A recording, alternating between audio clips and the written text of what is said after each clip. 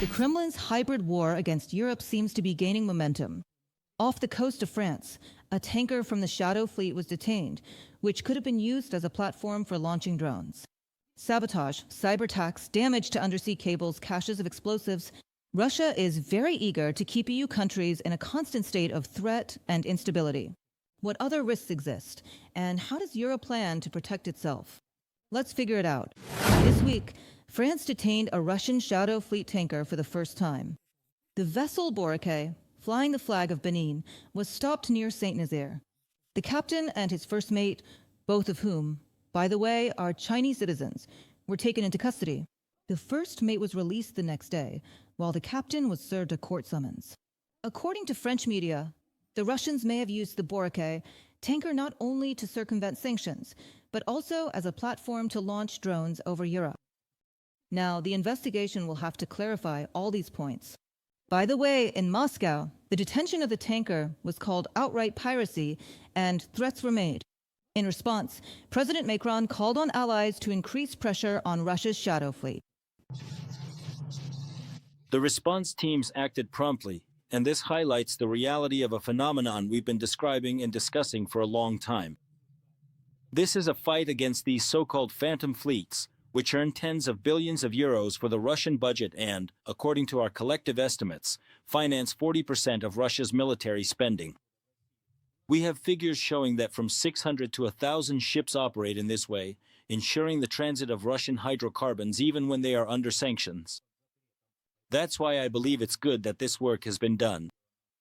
In addition, German investigators are also trying to determine whether the drones that flew over the north of the country in September are connected to a vessel from the Russian Shadow Fleet. According to information from Der Spiegel, we're talking about a cargo tanker about 100 meters long, which was in the Kiel Bay area at the time when UAVs were spotted in northern Germany. Immediately after that, the vessel set course eastward and entered a Russian port. The vessel's behavior, as well as data about its route and location, provide grounds to suspect that the drones may be connected to it. In addition, the cargo ship meets the technical requirements for the takeoff and landing of even large spy drones, including those with fixed wings similar to airplanes. It was precisely this type of aircraft, with a wingspan of over 4 meters, that was spotted at the end of September over Schleswig-Holstein, flying over strategically important infrastructure together with smaller drones. From a publication by Der Spiegel. Russia is waging a full-scale war against Ukraine and a hybrid war against the entire West. Drones over Poland and Romania, fighter jets over Estonia, explosions at logistics warehouses, and attempts to damage railway hubs in Germany, the destruction of undersea cables and communication lines in the Baltic Sea. Most recently, there was an attempt to influence the outcome of the parliamentary elections in the Czech Republic. On the eve of the vote, nearly 300 accounts were discovered there, spreading narratives favorable to the Kremlin. There are not only hybrid attacks. Right now, Europe is experiencing a hybrid war. I think, of course, we should focus on cyber attacks, the risk of sabotage, and the ability to counter drones. I think everyone underestimated just how serious a threat Russia poses. We're already doing a lot, and I hope everyone understands that we should see Ukraine as the first line of defense. So everything we do in Ukraine is about protecting ourselves and the rest of Europe.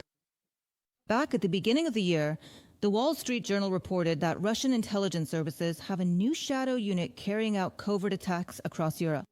Journalists published this information citing Western intelligence officials. This unit, called the Department of Special Tasks, was created in 2023.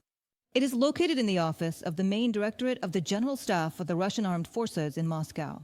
The European Union and the United States have already imposed sanctions on some members of this unit, accusing them of organizing coups, assassination attempts, and cyberattacks. The Kremlin, as usual, rejected the accusations, calling them unfounded. The department carries out 3 key tasks: carrying out assassinations and sabotage abroad, infiltrating Western companies and universities, and recruiting foreign agents. Many of its operations, including assassination attempts and acts of sabotage, are aimed at weakening the West in response to its support for Ukraine. One of the most high-profile incidents was the use of incendiary devices on planes transporting cargo for DHL as well as attempted arson attacks in major European cities, including Leipzig and Warsaw. From a publication by the Wall Street Journal. And just recently, it became known that Russia's main intelligence directorate may have planned attacks in Poland, Lithuania, and Germany using drones and explosives hidden in a can of corn. This was reported by the newspaper Wyborcza, citing the Polish Internal Security Agency. The threat was discovered, and the trail of the Russian special services was uncovered after the arrest of a courier. It is known that his duties included transporting explosives, drone parts, and SIM cards. He received all his assignments from his handler through social media.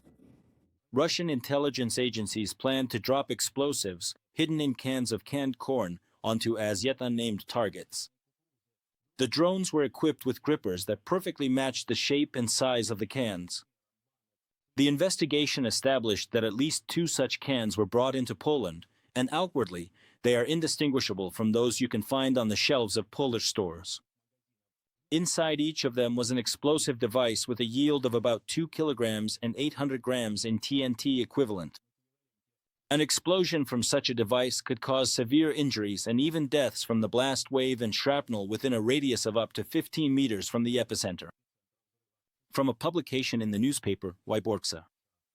European leaders at the Copenhagen summit also said that Moscow's threats are no longer limited to the front line in Ukraine. By the way, just a few days before this, the airport in Denmark had to suspend operations due to the flight of suspicious drones. This incident became clear evidence that Putin's war is now directly affecting both European infrastructure and the safety of its citizens. The recent drone incidents across Europe are a clear sign that Russia still feels bold enough to escalate this war. And it wasn't just about Ukraine. Russia has always sought to divide the West, and Europe in particular. Today, their strategy is simple: divide Europe, stir up disputes, and prevent us from finding common ground. And I believe that we must act in exactly the opposite way from what Russia expects. We need to act together, and we need to act by using our strengths. First of all, our people are already here in Denmark, and there are experienced Ukrainians who know how to detect and shoot down attack drones. And they have already started carrying out their mission. At the summit in Denmark, European leaders stated that helping Kiev is a matter of Europe's security. And here, the key task is to maintain unity and not allow the Kremlin to sow discord and dictate its own rules. The aggressor must realize that every strike and every act of sabotage will be met with a response. And only in this way can Europe preserve peace for its citizens.